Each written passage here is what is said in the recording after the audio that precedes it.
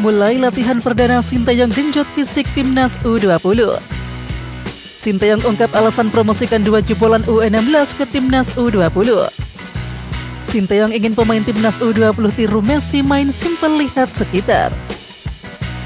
Termuda di klub Belgia Marcelino Ferdinand paling bocah. Pelatih timnas Malaysia U20 sempat-sempatnya ancam skuad Garuda Muda.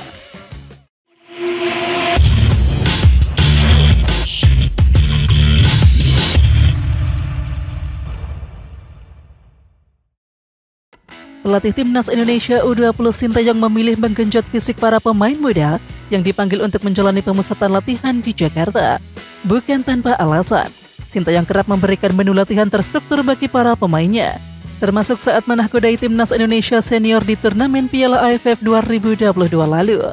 Latihan fisik para pemain Garuda Nusantara diawali dengan jogging di area hotel tempat para pemain menginap, kemudian langsung melakukan porsi latihan gym. Saat latihan perdana kami berikan latihan gym dan juga jogging.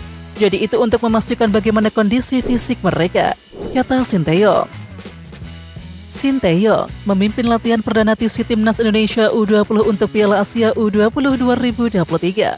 Dalam latihannya, Sinteyong mengatakan jika seorang pemain bola jangan hanya mengandalkan tenaga untuk berlari, namun juga harus pandai dalam membuat strategi. Menurut pelatih asal Korea Selatan itu, pemain bola hanya perlu memaksimalkan 3 hal di lapangan: lihat, berpikir, dan bergerak. Hal itu dikatakan Sinteyong dalam YouTube PSSI. Latihan perdana dilakukan 1 Februari kemarin di Hotel Sultan. Dalam latihan, Sinteyong ingin melihat sejauh mana kemampuan 30 pemain tersebut. Sinteyong meminta pemain timnas Indonesia U20 meniru prinsip Lionel Messi dalam bermain sepak bola. Permintaan itu disampaikan dalam sesi perdana timnas Indonesia U20 di Jakarta. Menurut Sinteyong, Lionel Messi punya gaya berbeda saat berada di atas lapangan. Messi enggak banyak lari, tapi kenapa dia bisa jago mainnya? Karena ketika dia diam, dia tidak lihat bola saja, tapi dia juga memperhatikan di sekitarnya ada apa, kata Sinteyong. Pelatih asal Korea Selatan itu menyuruh penggawa skuad Garuda Nusantara untuk berpikir cepat saat mendapatkan bola. Ia mengkritisi kebiasaan pemain Indonesia secara umum cenderung enggan menggunakan logika berpikir saat bertanding.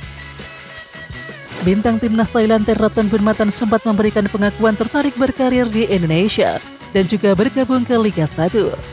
Saya sangat berharap suatu hari nanti saya memiliki kesempatan bermain di Liga Indonesia, tulisnya dalam sebuah komentar di Instagram. Sementara itu, media Vietnam Setau 247 ikut menyoroti kode yang dilempar oleh Teraton Bunmatan. Jika Teraton bermain di Indonesia, tentunya ini akan menjadi hal yang sangat menarik. Dengan kepribadiannya yang kuat, bek terbaik di Thailand ini akan membuat supporter Indonesia semakin bergairah, tutup Setau 247. Sinteyong mengungkapkan alasan memanggil jebolan timnas U16 untuk timnas Indonesia U20 jelang Piala Asia U20 2023. Jadi saya mendengar ada pemain yang bagus di timnas U16 dan saya ingin lihat langsung penampilan serta kemampuannya. Saya akan memanfaatkan kemampuan mereka, kata Sinteyong di YouTube PSSI. Di samping itu, Arkan Kakak mencetak 2 gol di Piala AFF U16 2022. Sementara Zaki menjadi salah satu pilar utama timnas Indonesia U16 di bawah asuhan Bima Sakti. Timnas Indonesia U16 mengakhiri 2022 dengan kekalahan 1-5 dari Malaysia pada kualifikasi Piala Asia U17 2023 pada Oktober silam. Berselang 4 bulan, kekalahan memalukan itu tak membuat Sinteyong ragu untuk memanggil 3 pemain terbaik dari timnas U16.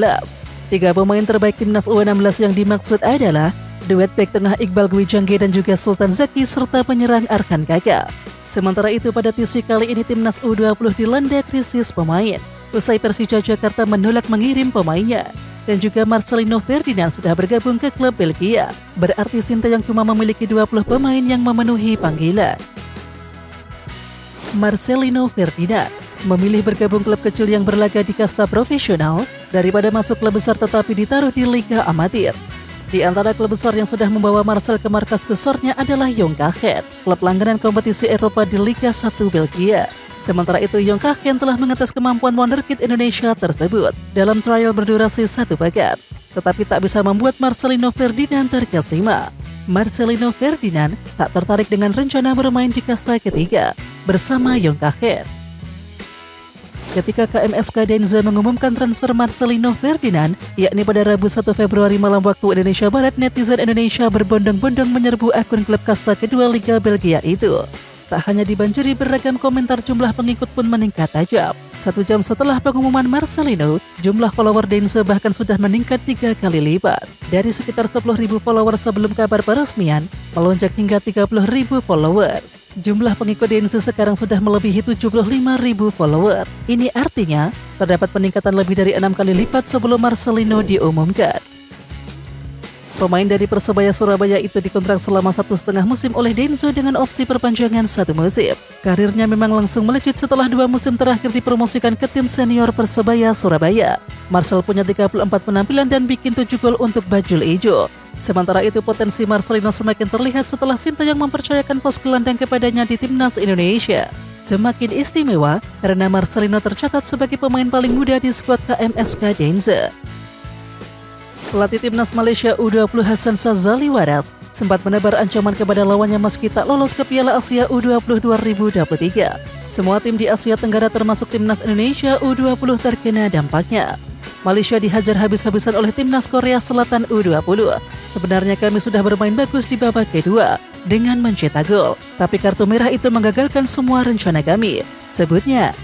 Tak berhenti di sana, Hasan memperingatkan tim Asia Tenggara bahwa Malaysia U20 sudah berkembang sangat pesat. Andai peristiwa kartu merah tak terjadi, Hasan optimis menang melawan Korea Selatan. Oke Timnas Lovers, siapa kita? Kita Indonesia. Ayo kita dukung terus sepak bola tanah air Indonesia. Jangan lupa dukung terus Garuda Raya Channel dengan subscribe, like, dan komen karena saran dan kritik kalian sangat bermanfaat untuk perkembangan channel ini. Tungguin video selanjutnya dari Garuda Raya Channel. Salam olahraga.